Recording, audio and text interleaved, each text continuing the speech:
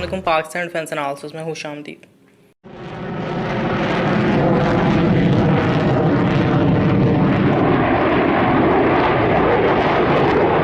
ये discussion Russia के सबसे बेहतरीन फाइटर जेट के बारे में होने वाली है। सोवियत यूनियन के कलाप्स होने के बाद शायद Su-35 जो है वो रशिया का सबसे बेहतरीन फाइटर जेट है। कीपिंग इन माइंड कि Su-57 अभी तक रशिया की तरफ से मुकम्मल तौर पर कंप्लीट नहीं किया गया है। Su-57 को अभी भी मैच्योर होने में वक्त दरकार है, लेकिन Su-35 इस कदर ताकतवर और अपने आप में मकाम रखने वाला है कि रशिया एक वक्त पे Su-57 प्रोजेक्ट को छोड़कर Su-35 से ही अपनी फ्लीट को मजबूत करने का सोच रहा था। Su-35 एक ऐसा फाइटर जेट है जिसकी पाकिस्तान के साथ एक तरह से बहुत बड़ी हिस्ट्री है। जिस ओकेजन पे भी पाकिस्तान और रशिया के दरमियान किसी किस्म की एडवांसमेंट्स होती हैं, ये न्यूज़ शायद सबसे पहले सामने आ रही होती है कि पाकिस्तान Su-35 को ख़रीद रहा है। इंडियन प्रोपेगेंडा न्यूज़ में इसको फैलाया जा रहा होता है। पाकिस्तान के अंदर ये चीज़ जो है सबसे ज़्यादा सर्कुलेट कर रही होती है कि पाकिस्तान Su-35 ख़रीद रहा है। लेकिन इसमें हम ये बात करेंगे कि आखिर वो कौन से रीज़न्स हैं जिसकी वजह से Su-35 जो है पाकिस्तान के लिए एक वायबल ऑप्शन नहीं है। वो कौन से फैक्टर्स हैं जिसको अगर हम जहन में रखें तो Su-35 जो है पाकिस्तान की फाइटर जेट फ्लीट में आना बहुत गैर मौजू हो सकता है।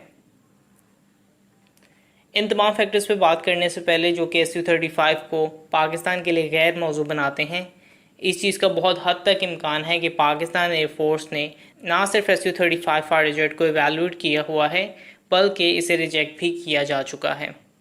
हालांकि ये न्यूज़ कंफर्म नहीं है और ऑफिशियल तौर पर इसकी कभी वजाहत नहीं सामने आई है, लेकिन Su-35 को टेस्ट करने की वाज़ेह चांसेस मौजूद हो सकते हैं।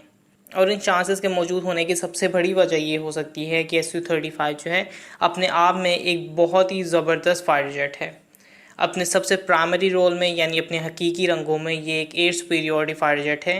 ये एयर सुपीरियॉरिटी की एबिलिटी जो है इसे दुनिया के सबसे ख़तरनाक फाइटर जेट्स में से एक बनाती है। और यही वो वजह है कि अगर F-35 के मुकाबले का कोई फाइटर जेट जहन में रखा जाता है तो Su-35 उसमें नुमाया है, लेकिन ये खूबी इसके दीगर एरियाज़ पे बुरा असर भी छोड़ती है।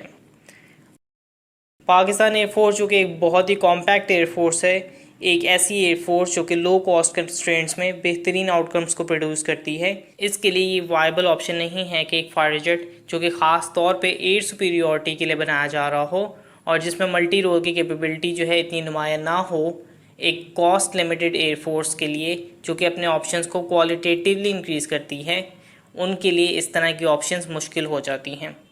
अगर पाकिस्तान वाकई इस तरह का एम बनाती है तो फिर मिराज फाइटर जेट की तरह इसका एक पूरा एक्सटेंसिव प्रोग्राम उठाना पड़ेगा। मिराज जो है एक डेडिकेटेड ग्राउंड स्ट्राइक प्लेटफॉर्म है जिसके लिए पाकिस्तान एयरफोर्स ने पूरी जिम्मेदारी के साथ इस फाइटर जेट को अडॉप्ट किया था। इसके लिए कामरा में मिराज की एक पूरी की पूरी फैसिलिटी मौजूद है जो कि मिराज की मेंटेनेंस और ओवरहॉलिंग पे काम करती है। इसका नतीजा ये है कि अब 50 साल से मज़ीद टाइम गुजर चुका है, लेकिन अब भी इन प्लेटफॉर्म्स को इस्तेमाल किया जा रहा है। तो अगर Su-35 को एक डेडिकेटेड एयर सुपीरियॉरिटी प्लेटफॉर्म के तौर पे लॉन्ग टर्म में शुमार किया जाए तो क्या हम इसे मिराज की तरह इस्तेमाल कर सकते हैं? आने वाले वक्तों के हिसाब से इसका जवाब जो है वो नहीं में ही नज़र आता है। मुस्तकबिल के फाइटर जेट जो हैं वो स्टेल्थ और अपनी इलेक्ट्रॉनिक वॉरफेयर और BVR की डोमेन को बेहतर करने में मसरूफ़ हैं। Su-35 एक एयर सुपीरियॉरिटी फाइटर जेट है और एक ख़ासी अच्छी टर्मिनोलॉजी में सिर्फ डॉग फाइट में ही डोमिनेट कर सकता है। Su-35 F-35 का मुकाबला तो कर सकता है, लेकिन इससे पहले ही F-35 जो है Su-35 की मौजूदगी का पता कर चुका होगा। तो Su-35 उन लेगेसी फाइटर जेट्स में तो शायद सबसे ऊपर शुमार किया जाए जो कि एयर डोमिनेट कर सकें, लेकिन ये कॉन्सेप्ट अब ऑब्सोलीट होता जा रहा है। दूसरा फैक्टर जो कि इसमें रोल प्ले कर सकता है वो ये कि एक बहुत ही सर्विस डिमांडिंग फाइटर जेट है। इसे आप रशिया की US के मुकाबले की एक कमज़ोरी कह सकते हैं कि वाइल US जब भी कोई चीज़ बनाता है रशिया उसके मुकाबले में एक चीज़ बना देता है, लेकिन इन दोनों ममालिक में रिलायबिलिटी का फैक्टर जो है बहुत वाज़ेह होता है और रशिया की डिफेंस सिस्टम की रिलायबिलिटी और सर्विसिंग में बहुत ज़्यादा फ़र्क है, जिससे सर्विसिंग बहुत ज़्यादा रिक्वायर्ड होती है और कॉस्ट का एलिमेंट जो है वाज़ेह तौर पे राइज़ करना पड़ता है। पाकिस्तान एयरफोर्स जैसे मैंने बताया कि एक ऐसी एयरफोर्स है जो कि लो कॉस्ट में बहुत चीज़ों को मेंटेन रखती है, इसलिए ज़रूरी हो जाता है कि ऐसे फाइटर जेट से गुरेज किया जाए जो कि आपके बाकी के गोल से आपकी तवज्जो हटा दे और इंस्टेड कि आप लो कॉस्ट में सेल्फ सफिशेंसी की जानिब कदम बढ़ाएं। इससे फिर तमाम के तमाम रिसोर्सेज जो हैं सिर्फ एक ही प्लेटफॉर्म पे सर्व हो जाते हैं, जिससे इंडिजनाइजेशन की जानिब जो पाकिस्तान एयरफोर्स का इस वक्त प्लान है वो किसी किस्म से भी प्रोग्रेस करना वो बहुत मुश्किल हो जाएगा।